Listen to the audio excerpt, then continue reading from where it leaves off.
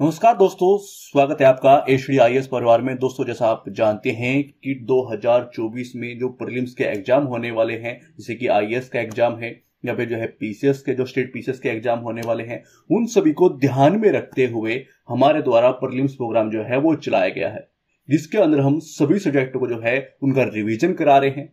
और रिवीजन जो है वो रिवीजन नहीं है कि आप लोगों को जो है चुनून प्रोवाइड कराया जाएगा। यहाँ पर प्रॉपर वो रिवीजन होगा जो एग्जाम के लिहाज से होगा। अब सभी एग्जाम के लिहाज से ही कराते हैं, मगर यहाँ पर एग्जाम के लिहाज का मतलब है कि आपको वो रिवीजन देखने को यहाँ पर मिलेगा, ताकि वहां से यदि क्वेश्चन आए, जो टॉपिक हम कवर करा रहे हैं, जो सब्जेक्ट हम कवर करा रहे हैं, वहां से क्वेश्चन आते हैं तो आप उनका आंसर दे पाओगे। उस तरह की चीजें आप लोगों को यहाँ पर प्रोवाइड कराई जाएगी। जो प्रोवाइड कराई जा रही है उसी का एक नया हिस्सा अब हम आप लोगों के सामने लेके आए हैं। वो क्या है? वो है क्वेश्चंस। यानी कि हम आप लोगों को क्वेश्चंस के माध्यम से, क्यूज के माध्यम से अब आप जो है प्रैक्टिस भी कराना स्टार्ट कर देंगे। सब्जेक्ट वाइज जो है, यानी कि यहां पर भी सब्जेक्ट वाइज आप लोगों के लिए क्वेश्चन लाए जाएंगे। और साथ में ही एक अन्य चीज भी ऐड की गई है, वो है करंट MCQ। ठीक है, एक साल की करंट को हम जो है MCQ के माध्यम से कवर कराने वाले हैं। करंट भी यहां पर कवर होगी, जो है सब्जेक्ट भी कवर होंगे, प्रॉपर रिवीजन भी कराया जाएगा और साथ में ही जो है सब्जेक्ट वाइज जो है क्वेश्चंस भी यहां पर पढ़ाए जाएंगे। यानी कि हर तरीके से आपकी जो नॉलेज है वो उस स्तर तक पहुंच सके, आपकी जो तैयारी है वो उस स्तर तक पहुंच सके, ताकि आप आसानी से जो है प्रीलिम्स क्रैक कर पाए। देखिए, माना जाता है कि IAS का प्रीलिम्स और जो है स्टेट PCS का प्रीलिम्स हार्ड होते हैं। ये बोलने के लिए कि नहीं, नॉर्मल चीजें हैं, हार्ड होते हैं। जब आप एग्जाम हॉल में बैठते हैं तो चीजों को महसूस करते हैं, कंफ्यूजन महसूस करते हैं कि हाँ, हमारी प्रैक्टिस जो है उस लेवल की होनी चाहिए ताकि हम आंसर दे पाए। ठीक है, तो यहां पर उसी चीज की प्रैक्टिस आपकी हो जाए, इतनी प्रैक्टिस हो जाए कि जब किसी तरीके का क्वेश्चन आए आप उसका आंसर दे पाए। इसलिए हम जो है क्यूज लेके आए हैं और आपकी प्रॉपर सब्जेक्ट के रिवीजन भी हम करा रहे हैं। आपका सब्जेक्ट के रिवीजन भी हो जाएंगे, करंट अफेयर भी यहीं से कवर हो जाए, क्योंकि एक साल की करंट अफेयर जो है हम कवर कराने वाले हैं क्वेश्चंस के माध्यम से। और जो है जो सब्जेक्ट वाइज जो हम क्वेश्चंस लेके आए हैं, ताकि आपकी सब्जेक्ट की प्रैक्टिस भी हो सके। तो आइए स्टार्ट करते हैं। पहला क्वेश्चन है कि ब्रिटिश अधिकारियों ने जो है किसी की याचिका को अपनाया और 1856 में जो है विधवा पुनर्विवाह की अनुमति देने वाला एक जो है कानून पारित कर दिया। तो ये व्यक्ति कौन है? इसमें ऑप्शन है कि ईश्वर चंद्र विद्यासागर, दूसरा ऑप्शन दिया गया है राजा राम मोहन राय, तीसरा ऑप्शन है स्वामी दयानंद सरस्वती और चौथा ऑप्शन दिया गया है ज्योतिबाई फुले। आंसर तो आसान है कि हाँ, आंसर हम बता देंगे कि आंसर क्या है, ईश्वर चंद्र विद्यासागर है। मगर चीजें रही किस तरीके की? ईश्वर चंद्र विद्यासागर इसकी ओर बढ़ रहे थे, इसकी ओर जो है वो काम कर रहे थे। ठीक है, और उसके विपरीत कौन थे?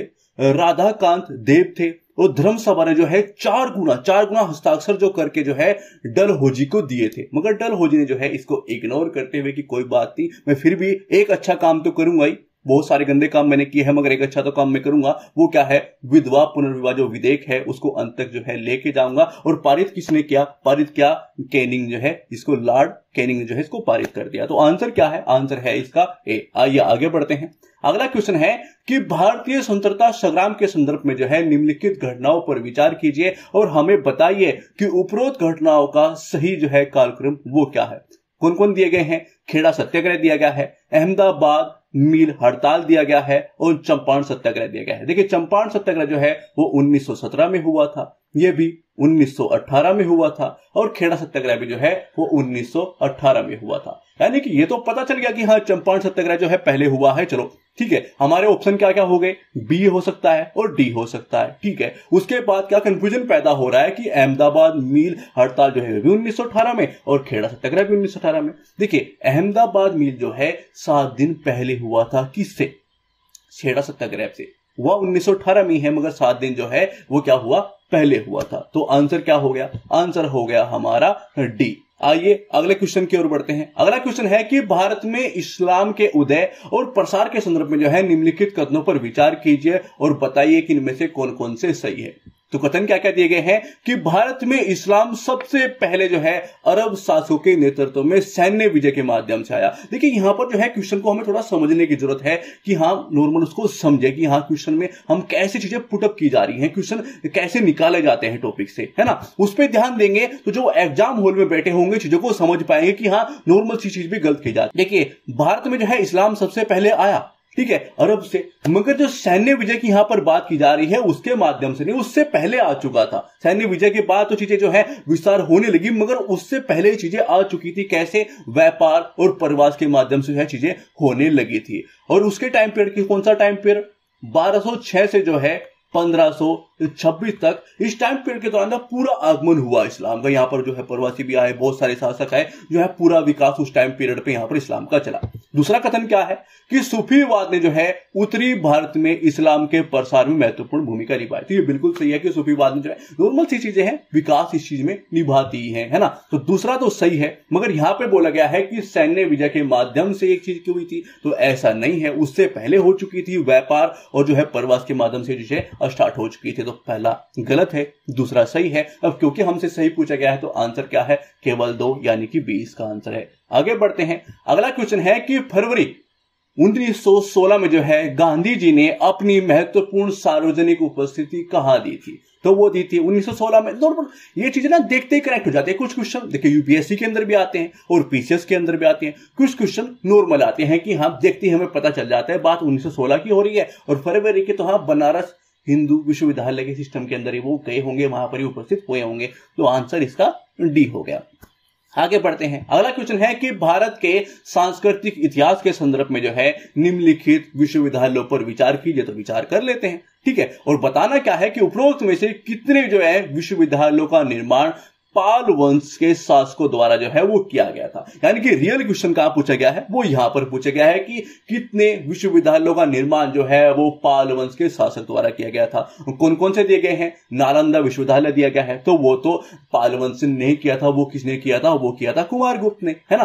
तो पहला तो नहीं है सर। दूसरा क्या है? विक्रमशिला विश्वविद्यालय, तो वो किया गया था और किसने किया था? वो किया था पाल वंश के धर्मपाल ने, जो है राजा धर्मपाल जी ने, ठीक है। और तीसरा क्या है? सोमपुर महावीर है, इन्होंने भी, इनका भी निर्माण कहां पर हुआ था? वो भी पाल वंश के शासक जो है किसने किया था? धर्मपाल जी ने ही किया था। मगर जो औंधपुरी मठ है इसका निर्माण जो है राजा गोपाल जी ने किया था, ना कि जो है धर्मपाल जी। तो थोड़ा सा कंफ्यूजन हो जाता है काफी बार यदि नाम दे जाए कि हाँ ये 3 ऑप्शन दिए गए हैं। अब देखिए क्वेश्चन को सीधा कि ये नॉर्मल जो आपके सामने क्वेश्चन नजर आ रहा है कि हाँ ये क्वेश्चन हमसे पूछ लिया गया है, चलो इसका आंसर देते हैं।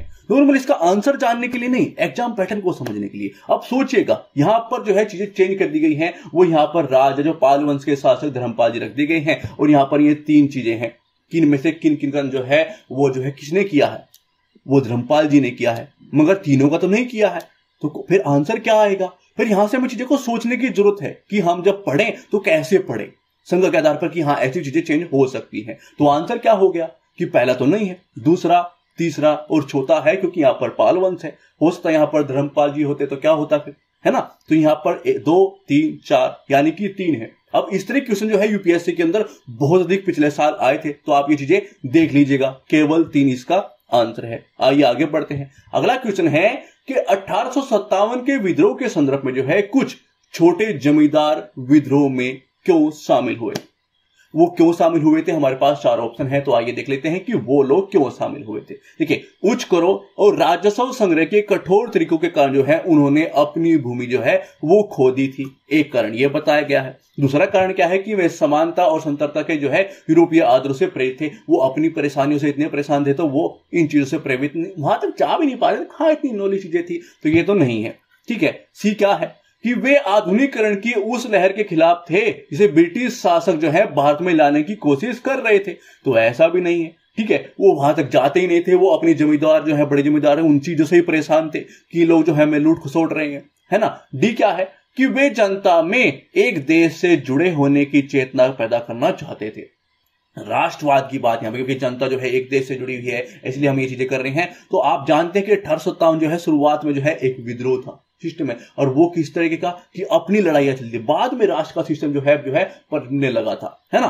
तो उच्च करो और राजस्व संग्रह जो है इस तरह की नीति, उनकी जो तकनीक थी क्योंकि भाई जो नीतियां उनके द्वारा बनाई गई थी वो इतनी कठोर थी जिनसे वो परेशान हो गए थे, जिसके कारण उनकी जमींदारी चली गई थी, उनकी जमीनें जो है सारी चली गई थी। उन्होंने क्या किया, 1857 का विद्रोह चल रहा था, उन्होंने देखा कि भाई बहती हुई गंगा है, आइए हम भी हाथ धो लेते हैं। तो उन्होंने पूरा जो है हमले किए, जो बड़े जमींदार थे, जो इनकी चीजें खोस रहे थे, जो इनकी जमीनें खोस रहे थे, उन पे अटैक किए। जो वहां से जो है इन्होंने कर्जा लिया था, जो उनके बही खाते थे, उनको नष्ट किया। जहां पर लिखा गया था कि किसके पास कितना चीजें हैं, उनको नष्ट किया। इनको लगा कि ये मौका है, बहती हुई गंगा है, हम भी हाथ धो लेते हैं, है ना। तो वो चीजें उन लोगों से परेशान थे। कर जो है खतरनाक थे, उनकी तकनीक जो है कि भाई हाँ राजस्व संग्रह करना है, जो किसान लोग हैं, जो छोटे जमींदार हैं, वो परेशान हो गए थे, है ना। तो इसका आंसर क्या है, ए है। आइए आगे बढ़ते हैं। अगला क्वेश्चन है कि निम्नलिखित में से कौन सी जो है वास्तुशिल्प विशेषता भारत में तुर्की द्वारा पेश की गई थी। तो वो कौन कौन सी है, गुम्मद है, मीनारे हैं, मेहराब है। मगर स्तंभ जो खंबे हैं, स्तंभ एवं जो खंबे हैं, ये हमारे ही हैं। हमारी वास्तुकला के जो है, हमारी वास्तुशिल्प के जो है ये विशेषता प्राचीन काल से है, इन्होंने नहीं लेके आए हैं, तो जो है नहीं लेके आए। वो क्या करें, गुम्बद, मीनार और मेहराब। 1 2 3 यानी कि आंसर क्या होना चाहिए, सी इसका आंसर होना चाहिए। आइए आगे बढ़ते हैं। निम्नलिखित मुगल शासकों में जो है किसने चांदी के सिक्के जारी किए थे, जिनके एक ओर उनकी जो है उपाधि थी और दूसरी ओर क्या थी, रानी बेगम प्यार नाम जो है वो गड़ा हुआ था। तो वो किसका था, नूरजहां का। और किसने किया था, जहांगीर ने। भाई उनकी वाइफ थी, वही करेंगे, अल्लाह ने क्यों करेंगे, ठीक है। तो क्या किया गया था, एक और जो है अपनी चीज लिखी गई थी और दूसरी ओर जो है किसकी, नूरजहां की, ठीक है। तो वो किसने किया, जहांगीर ने। वो इनके पति थे, वो ही करते, ठीक है। तो आंसर ए हो गया। अगला बढ़ते हैं।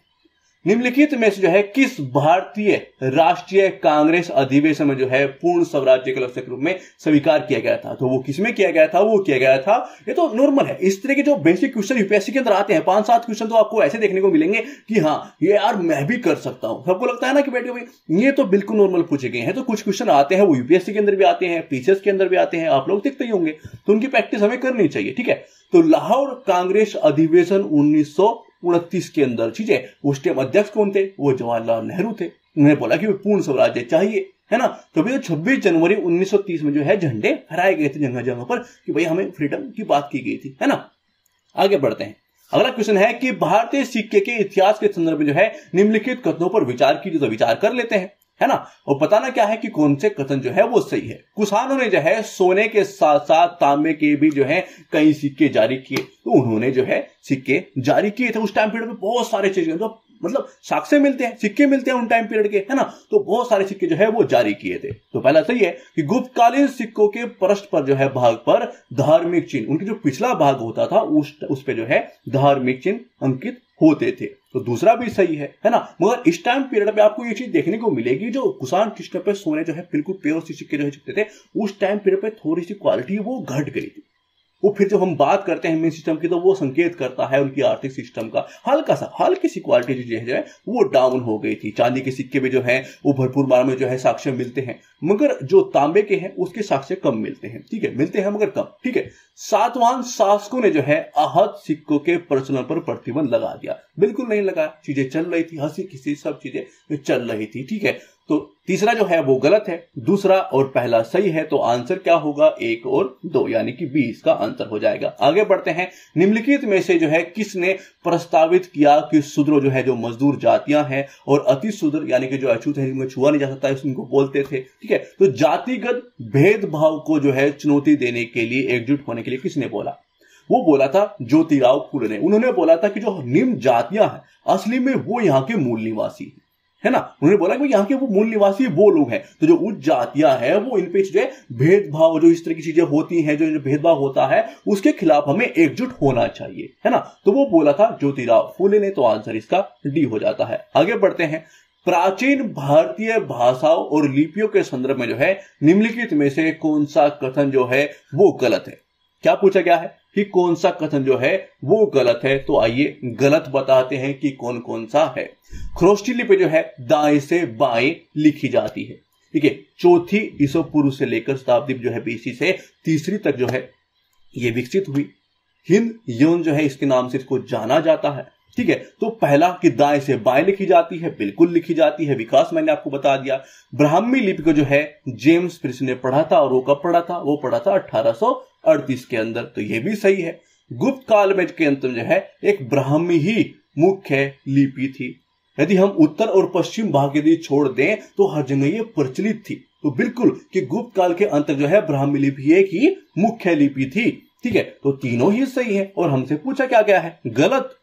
तो हम क्या चयन करेंगे, हम चयन करेंगे डी, है ना, कि भाई कोई भी नहीं है ना, क्योंकि तीनों ही जो है वो सही है। आइए आगे बढ़ते हैं। देखिए, भोज प्रथम के बारे में क्वेश्चन पूछा गया है। आइए देखते हैं कौन कौन से कथन दिए गए हैं। उन्हें दिया गया उन्होंने गुर्जर प्रतिहार वंश की नींव रखी। अब ये बहुत एक चर्चाओं में रहा है, तो चीजें क्वेश्चन आ सकता है ना। अब ये तो नहीं है कि वो प्रथम थे, हाँ उनको जो है बहुत प्रतिष्ठा तो मिली, है ना, मगर वो प्रथम नहीं थे। नागभट्ट प्रथम के द्वारा जो है वो नींव रखी गई थी, इसलिए पहला तो हो गया गलत। दूसरा क्या है, दूसरा है कि बगदाद से जो है अल मसूदी ने उनसे मुलाकात की थी।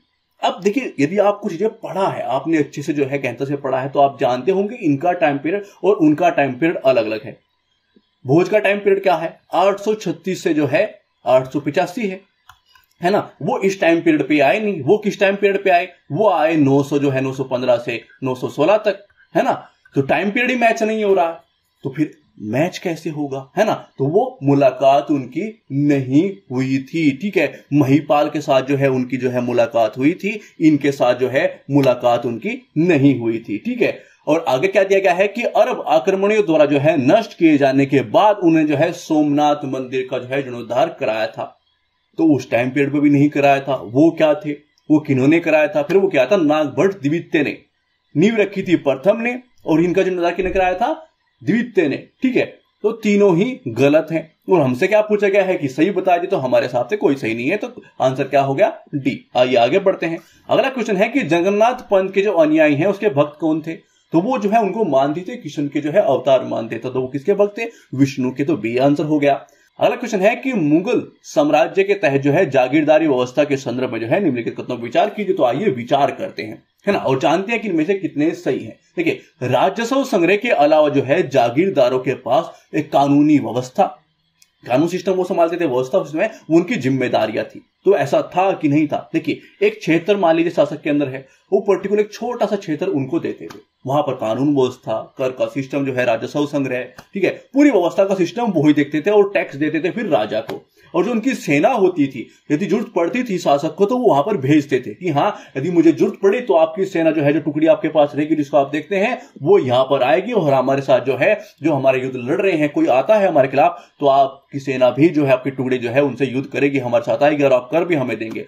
तो जैसे कि एक आईएएस अधिकारी है, किसी क्षेत्र में जाके भेज दिया जाता है कि आप यहां पर काम करेंगे, टैक्स को कलेक्ट करेंगे, सारी वो कानून व्यवस्था देखेंगे। तो मैं आपको कंपेयर बता रहा हूं कि हाँ इस तरह की चीजें की जाती थी। ठीक है, दूसरा दिया गया है कि पूरे मुगल काल में जो है जागीरदारों को भूमि आवंटन वंशानुगत थी। तो ऐसा नहीं है। अब आईएएस वंशानुगत होता है, मैं कंपेरिजन की बात बता रहा हूं, इससे आप याद रख सकते हैं, है ना, याद रखने में आसानी हो जाएगी। तो बस ऐसे भी वंशानुगत थोड़ा ही होता है, जो चीज वहां पर जाएंगे आपको जो है ट्रांसफर ही हो सकता है कि भाई उधर चला जाइए, इधर चला जाइए, वहां पे काम कीजिए, आपको आप बैठा दिए गए हैं कि भाई हाँ यहाँ पे आइए काम कर लीजिए, टैक्स सिस्टम देखिए, कानून व्यवस्था देखिए, ये चीजें देखिए। ठीक है, वंशानुगत सिस्टम नहीं चलता था। ठीक है, तो वंशानुगत ये गलत है। तीसरा क्या है कि जागीरदारों का एक स्थान से दूसरे स्थान पर जो है स्थानांतरित नहीं किया जाता। स्थानांतरित बिल्कुल किया जाता, आईएएस का भी ट्रांसफर होता है, तो उनका भी होता था। बस कंपैरिजन, आप इसको बिल्कुल करेक्ट मत कर लीजिएगा, बस आज से याद रहे, मैं इसलिए बता रहा हूं। ठीक है, तो केवल कौन सा सही है, केवल एक इसमें सही है, और इस तरह के क्वेश्चन पूछे जाते हैं, तो ए इसका आंसर है।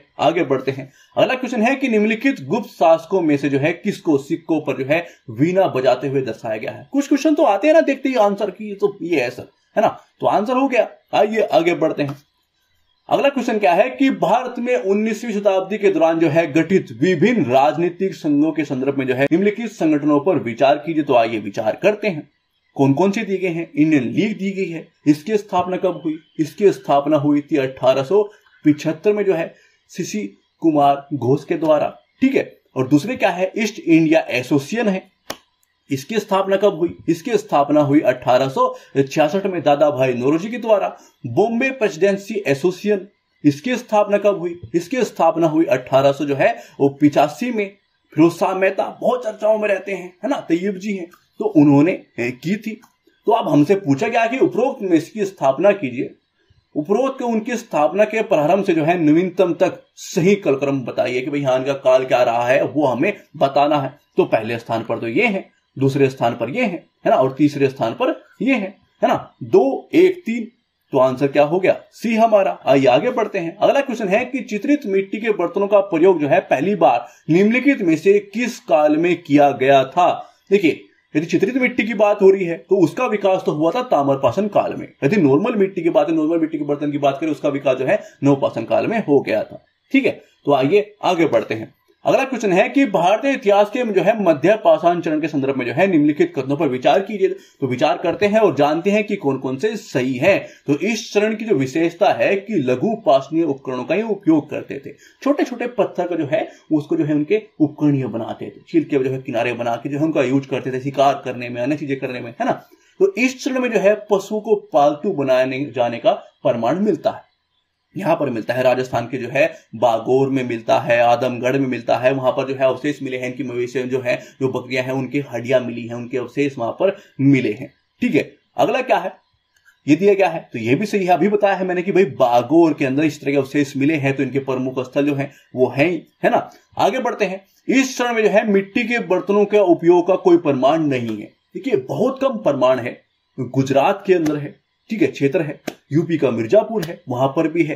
तो वहां पर अवशेष नाम मात्र के मिले हैं, मगर मिले हैं। ठीक है, तो ऐसा नहीं है कि नहीं मिलेंगे, प्रमाण नहीं मिले हैं। तो 1 2 और 3 तीनों सही हैं। तो यानी कि आंसर हमारा सी है। देखिए, ऐसी चीजों को प्रैक्टिस करते हैं ना कि हाँ कहां पर मिले हैं, कहां पर चीजें हैं, तो हमारी चीजें बैठ जाती हैं। तो इसलिए हम प्रैक्टिस सिस्टम लेके आए हैं कि हाँ प्रैक्टिस आपकी, ताकि अच्छे से हो सके, हम सब्जेक्ट को अच्छे से रिवीजन कर सकें, उस पर हर तरीके से पकड़ बना सकें। ठीक है, तो आइए आगे बढ़ते हैं। अगला क्वेश्चन है दिशा निर्देश वाला। उसमें क्या है कि दाव क्या है कि ए में बोला गया है कि ऋग्वैदिक काल में जो है वस्तु विनिमय जो सिस्टम है उसके माध्यम से गाय मूल्य की एक महत्वपूर्ण इकाई थी। यानी कि जो वस्तु विनिमय किया जाता था, जो मुद्रा का सिस्टम आज हम देखते हैं, पैसे देके कुछ भी चीजें ले जाते हैं, है ना, उस पर से लेते हैं चीजें, अभी हाँ आप ये ले लीजिए, हमसे ये दीजिए, आप गाय के बदले में ऐसा दीजिए। तो उस टाइम पीरियड पे ये चीजें चलती थी।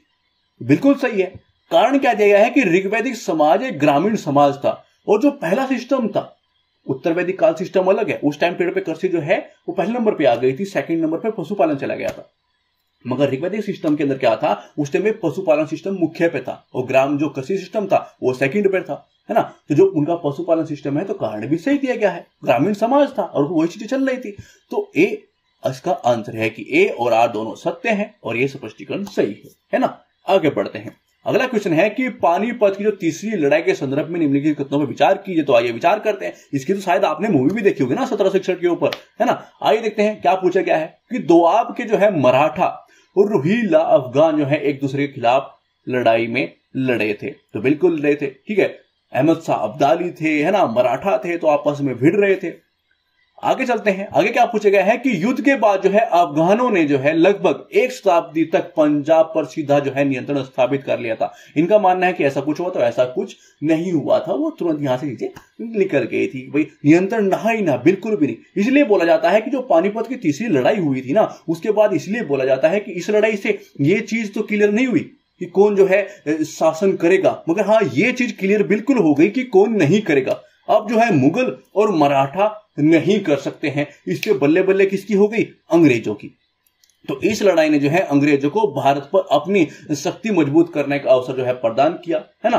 तो आंसर क्या हो गया, आंसर हो गया कि भाई दूसरा तो गलत है। हाँ, इसकी शक्ति जो बढ़ गई है, तो तीसरा और पहला सही है, तो 2 तो सही है, यानी कि 20 का आंसर है। आइए आगे बढ़ते हैं। अगला क्वेश्चन है कि निम्नलिखित विशेषताओं पर विचार कीजिए। तो विचार कर लेते हैं। पूछा क्या गया है, जो उल्लिखित हैं, जो कथन दिए गए हैं, सिंधु घाटी सभ्यता के स्थलों में पाई गई हैं, यानी जो विशेषताएं दी गई हैं उनके बारे में पूछ रहा है। तो इस तरह क्वेश्चन आते हैं, तो उनकी हम प्रैक्टिस कर रहे हैं। क्वेश्चन क्या है, टैंकों में जो है जल संरक्षण। तो उनके जल संरक्षण का सिस्टम तो बहुत बेहतरीन था, बहुत नंबर। वो बरसात की एक बूंद भी जो है बाहर नहीं जाने देते थे। शहरों के सिस्टम के अंदर जो है वहां पर दीवारी खड़े करके जो है अंदर जो है वो जलाशयों का निर्माण करते, पानी को जो है संग्रह करते थे, है ना। तो उसका संरक्षण जो है वो करते, तो बिल्कुल सही है। अच्छी तरह से जो है विकसित जल निकासी प्रणाली थी, बिल्कुल। आप जिसने सिंधु सभ्यता को नॉर्मल भी पढ़ा है ना, वो भी बता सकता है इसका आंसर, है ना।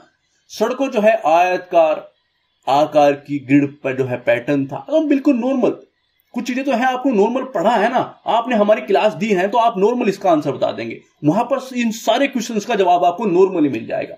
तो आंसर क्या है कि तीनों ही बिल्कुल सही है। तो 1 2 3 सी इसका आंसर हो गया। आगे बढ़ते हैं। निम्नलिखित में से जो है कौन मद्रास महाजन सभा के संस्थापक थे, तो वो कौन से थे और स्थापना कब हुई थी? स्थापना हुई थी 1884 के अंदर। आंसर है एम.वी.